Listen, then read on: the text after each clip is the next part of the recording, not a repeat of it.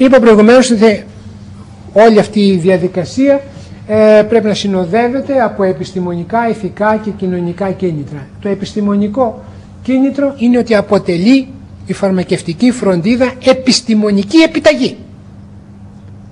Η φαρμακευτική μας επιστήμη λέει ότι σήμερα από εδώ και πέρα πρέπει η πορεία μας να είναι προς τη φαρμακευτική φροντίδα. Δεν υπάρχει τίποτα άλλο. Είμαστε υποχρεωμένοι να το κάνουμε. Εκ των πραγμάτων είμαστε υποχρεωμένοι να το κάνουμε. Είναι επιστημονική επιταγή. Δεν μπορεί, ας πούμε, ο γιατρός να έρθει οι γιατροί και να πούν εμείς δεν κάνουμε εγχειρήσεις στην Ελλάδα. Πώς θα γίνει?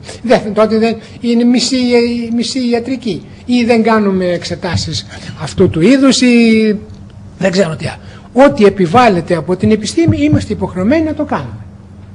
Είναι ηθική ικανοποίηση, ηθικό κίνητρο. Θα νιώσουμε ανεβασμένοι, θα νιώσουμε ότι έχουμε ένα επιστημονικό και ένα λειτουργηματικό κύρος. Κοινωνική καταξίωση, αναγνώριση και κύρος. Οικονομικά κίνητρα. Η αμοιβή για την πώληση των φαρμάκων, εμπορικό και... Ο φαρμακοποιός αμείβεται και για το φάρμακο, αλλά ξέρετε, στην Αγγλία παραδείγματος χάρη, ξέρετε πόσο είναι το ποσοστό κέρδους επί του φαρμάκου. Αλλά δεν είναι μόνο αυτή η αμοιβή. Αν δεν απατώμε, είναι μόνο 5% για τα χορηγούμενα φάρμακα. Αλλά αμείβεται για την εκτέλεση της συνταγής. Υπάρχει ένα, ομολογώ που δεν μπόρεσα να το καταλάβω πολύ καλά, ένα σύμπλοκο σύστημα αμοιβής του φαρμακοποιού. Υπάρχει, νομίζω, ενιαία αμοιβή εκτέλεσης της συνταγής ανεξαρτήτως της αξίας. Υπάρχουν διάφορα συστήματα αμοιβής και θα σας δείξω παρακάτω και ότι υπάρχουν ειδικά συστήματα αμοιβής των φαρμακοποιών για την παροχή φαρμακευτικής φροντίδας. Και να τα. Διότι ο φαρμακοποιός αμείβεται εκτός από τα φάρμακα τα οποία δίνει, και πρέπει να έχει ένα εμπορικό κέρδος, διότι αποθηκεύει, έτσι, φάρμακα τα οποία πρέπει να αποσβέσει. Αυτή η αποθήκευση των φαρμάκων έχει ένα κόστος το οποίο πρέπει να αποσβέσει. Αλλά αμείβεται, όπως σας είπα και προηγουμένως, για την παροχή γνωστικών υπηρεσιών φαρμακευτικής φροντίδας. Μέσα στα πλαίσια του care plan, του σχεδίου παροχής.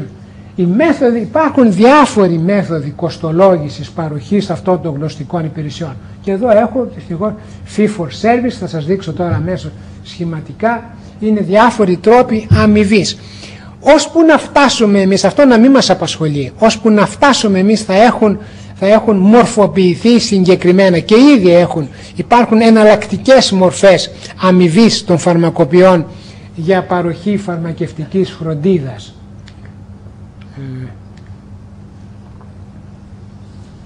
Ναι, εδώ είναι το γνωστικό πλαίσιο,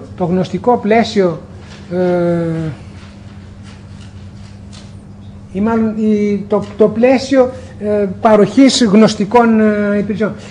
Η παροχή αυτών των γνωστικών υπηρεσιών προσφέρει, ωφελεί την κοινωνία. Service είναι υπηρεσίες που ευνοούν την κοινωνία.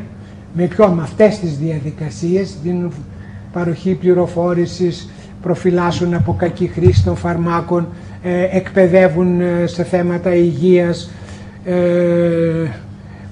προσφέρουν σε έναν οργανισμό, είτε νοσοκομείο αυτό, είτε γυροκομείο, είτε οτιδήποτε, ένας οργανισμός, τι ωφελείται ένας οργανισμός από την παροχή φαρμακευτικών υπηρεσιών, ας πούμε η σύνταξη συνταγολογίων, drug utilization evaluation, η αξιολόγηση, μελέτες αξιολόγησης της χρήσης των φαρμάκων κτλ. Και εκεί είναι οι οποίες ευνοούν τον καθέναν χωριστά, τον κάθε ασθενή, δηλαδή και προς την κοινωνία, την συνολική κοινωνία, και προς τα διάφορα ιδρύματα ή οργανισμούς, αλλά και ατομικά.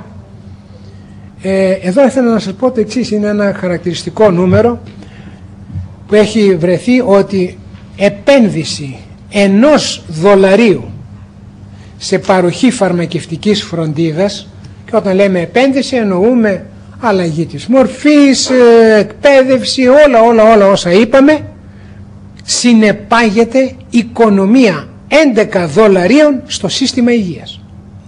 Δηλαδή είναι τόσο μεγάλο το όφελος παροχής φαρμακευτικής φροντίδας που αξίζει, αλλά γι' αυτό όμως πρέπει να πείσουμε αυτό που είπαμε προηγουμένως, την πολιτεία, τα ασφαλιστικά ταμεία, να πεισθούν όταν έρθει με το καλό η ώρα ότι ξέρετε, εμείς πλέον είμαστε σε θέση, ή όσοι από εμάς είμαστε σε θέση να προσφέρουμε φαρμακευτική φροντίδα η οποία έχει αυτό το τεράστιο όφελος για σας. Θα μειωθούν οι εισαγωγές στα νοσοκομεία, δεν θα χάνονται ώρες, ένα σωρό τα οποία δεν τα θυμάμαι αυτή τη στιγμή, αναφέρεται ένα κατεβατό ολόκληρο από έμμεσους τρόπους που ευνοείται το συνολικό σύστημα υγείας από την φαρμακευτική φροντίδα.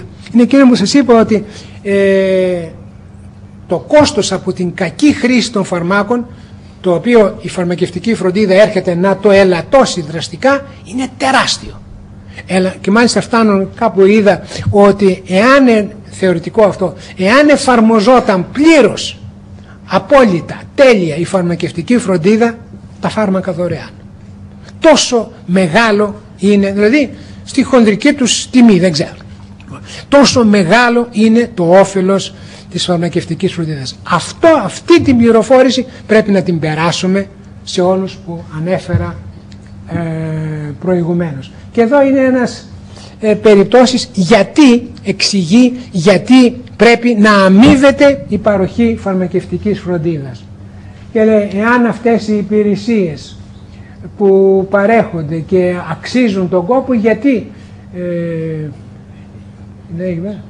τότε ο φαρμακοποιός πρέπει να πληρώνεται. Και έχει μια επιχειρηματολογία γιατί οι ασθενείς, οι γιατροί, οι νοσηλευτές, οι administration, οι διοικούντες τέλος πάντων,